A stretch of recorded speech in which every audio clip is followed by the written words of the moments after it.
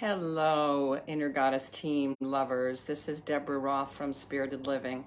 Delightful to be back here with you this week in the middle of quite a week for me, which you'll hear about in a minute because it really influenced the goddess that I was going to do today. I thought that I was going to honor one of the tree goddesses since later on in the week it's Arbor Day, and I love trees, but I'm putting it off because this week, Thursday, April 27th, 28th, 29th, exactly, I am producing with an amazing crew of women and men our Fourth You Artivist Spring Benefit, which is entitled Sacred Wombs, Honoring Marginalized Birthing Bodies. You can learn more about it at www.fourthyouartivist.com. I'm putting that in the comments and in the description on YouTube. And I'm so immersed in it. I'm actually getting ready to go down to our tech rehearsal tonight, dresses tomorrow night, because it is so powerful and the theme is so powerful. The issue that we're addressing is the appalling maternal mortality rate in this country, in the United States, and particularly for Black women and women of color. If you go to our website, you'll get much more information about it, but the name of the show gives a pretty clear indication of that. And we've curated this show ourselves. There is not anything else like it out there in the world. When we decided we wanted to highlight the inequities in maternal health care between Black women and white women, there was no theater piece. So we just culled from so many different sources and created what you will see, both virtually and live if you're in New York City, if you come to the show. So my head is very wrapped up in understandably in wombs and in sacred wombs and in honoring our wombs as women, as birthing people, as I have been. And so rather than do trees, I decided that I would look for an African goddess that has to do with fertility and childbirth and protection, and there is a perfect one. And if I'm not pronouncing her name right, I hope that those of you that know her will be sure to correct me. It is A-L-A. It's either Ayla, I heard in one place in one of my pronunciation guides, or Allah. And she is the Nigerian goddess of death and morality and cycles and fertility.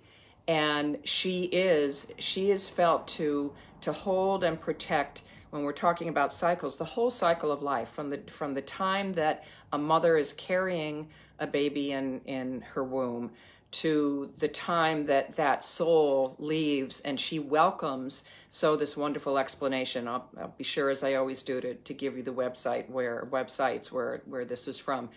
But she welcomes the departing souls of this plane into her womb. And she is, Allah means ground, and in that native language. And so she is the penultimate earth goddess, and all that you do to honor the earth. Now, Earth Day was just on the 22nd. So that's also, she's a perfect one just a few days later to be highlighting Allah at this point too. She's the West African goddess.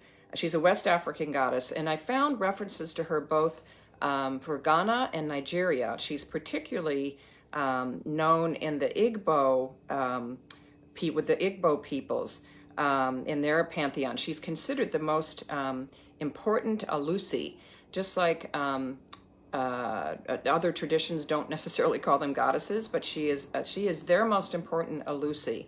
And they believe that the Igbo people of Nigeria believe her to be the mother of all things, that she's both the fertile earth, but also the empty field after the harvest. That's that cycle of death and rebirth, of planting seeds, whether it's baby seeds or seeds in the ground, and fertility and having them grow and nurturing them as they grow.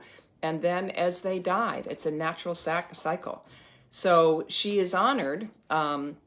Oftentimes she's honored, and again, I found this different places too. So, I'm always open to hear the real story if we've got some Nigerian priestesses out there that can enlighten me.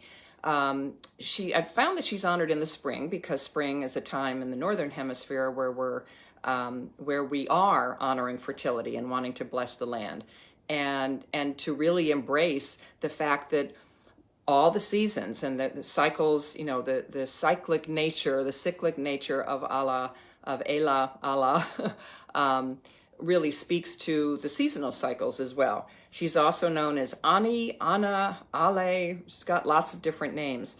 So it's a reminder to really embrace the beauty of spring right now, and all the flowering trees are flowering early this year in New York City, right outside my window in Riverside Park. But where they may not be where you are, but it's really a reminder to honor and celebrate all the seasons that we move through them, all the cycles, whether it's our bodies, those of us that are women who have cycling bodies, or whether it's the cycles of the season. She's also, and I thought this was fascinating, she is also a goddess of morality. And it was felt that if you did any heinous acts, any crimes or any taboos against her will or against her values, that are against the standard of Allah, as they said, it's called So Allah. And the army ants, which serve the goddess, which are really kind of a cool representation of a totem animal, because they do bring things back to the earth. They eat all kinds of things, including people, apparently. But if you go against the standards of Allah, she will send her army ants to attack you. She will first send them, so one of the myths goes, she'll send them to you in a dream so that you can right your evil ways. So, let me show you a picture, a beautiful representation that I got of her in one of the websites that I looked at. Very powerful.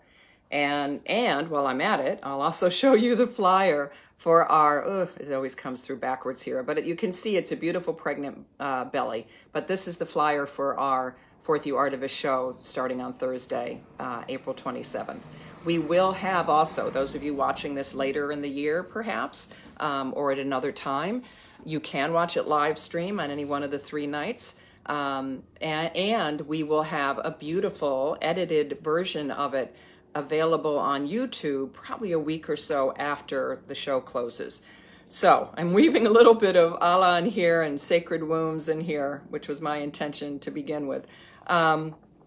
So she's also, she's associated, I love this, with the crescent moon. We're kind of beyond the crescent moon time in the cycle of the year, or I'm sorry, in the cycle of the month. There's another cycle, the lunar cycle.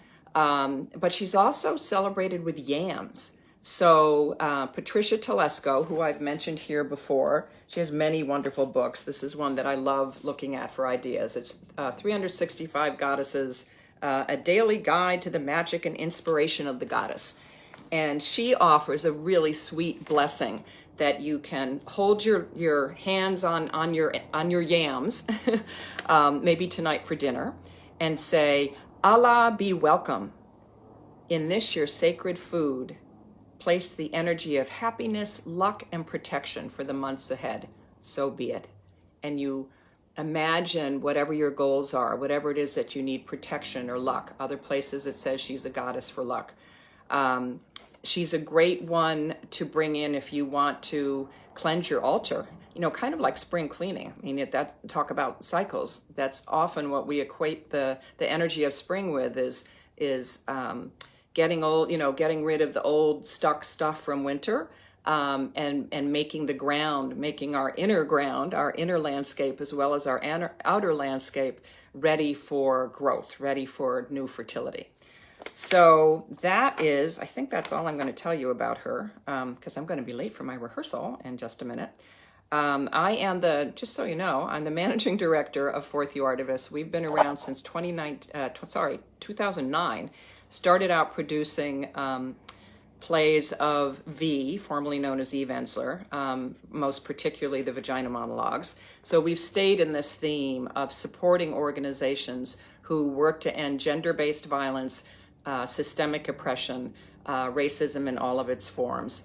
And we always have different beneficiaries every few shows that we do. This year it's Women Deliver.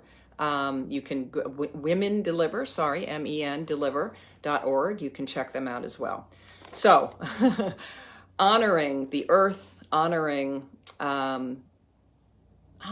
wombs, honoring the place that from which new life grows, including the womb of the Earth Mother. And let us remember, as we're in this week that's bookended by Earth Day, and then at the end of the week is Arbor Day, honoring trees. Let us remember that if we're not taking exquisite care of her, she will no longer support us.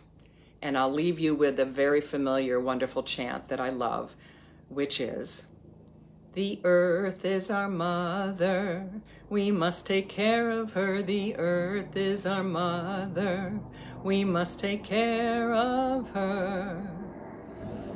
Hey yana ho yana hey yan yan, hey yana ho yana hey yan yan. Her sacred ground we walk upon, with every step we take. Her sacred ground we walk upon, with every step we take. Hey yana ho yana hey yan yan, hey yana ho yana hey yan yan." Thanks so much for sharing this journey to learn more about Allah, the earth goddess of the Igbo people in Nigeria, and honoring our own beautiful Earth Mother in whatever many names she is called. Thanks for being with me. I will not be here next week. I will be off on a little mini retreat at the Kripalu Yoga Center, just kind of decompressing after this very powerful, wonderful show that we're about to launch. Namaste. Blessed be. Bye for now.